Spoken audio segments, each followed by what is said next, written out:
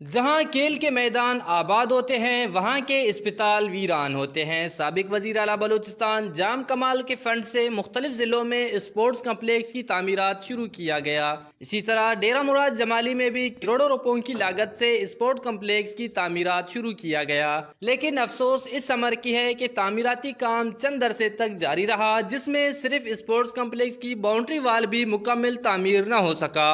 اس حوالے سے نصیر آباد کے کھلاڑیوں نے وش نیوز سے بات چیت کرتے ہوئے کہا۔ صاحب کا جو وزیر اعلیٰ جام کمال صاحب کا ایک ویژن تھا کہ ہر ڈسٹرکٹ کے اندر جو ہے اسپورٹس کمپلیکس بنائے جائیں، وہاں پر گراؤنڈز ہوں، فٹ بال، کرکٹ، بیڈمنٹن، دوسرے انڈورز گیم، یعنی ایک بہت بڑا جو زمین کا جو ایریا ہے انہوں نے جس کے لیے الوکیٹ کیا، اور بجٹس بھی ریلیز ہوئے پہلے مرحلے میں۔ کھلاڑیوں کا ایک رہائش کا مسئلہ حل ہونا، گراؤنڈز کو بڑھنا ایک خوشائن بات ہے، لیکن اب کافی وقت سے وہ جو کام ہے وہ تعطل کا شکار ہے۔ اگر یہ تعطل کا شکار رہا اور یہ ادھورا رہا جو بنا ہوا کام ہے، یہ بھی جو ہے وہ زمین بوس ہو جائے گا۔ جہاں جہاں پورے بلوچستان میں اسپورٹس کمپلیکس جو ہے بنائے جا رہے ہیں، اس کو مکمل ہونا چاہیے اور اس سے نوجوان علاقے کے جو ہے نا اس کو فائدہ اٹھائیں، اور جو گراؤنڈز کی کمی ہے وہ پورا ہو جائے۔ تمام ڈسٹرکٹ میں اسپورٹس کمپلیکس بنایا جا رہا تھا، لیکن نصیر آباد میں جو بنایا جا رہا تھا وہ کام آدھے میں رک گیا ہے۔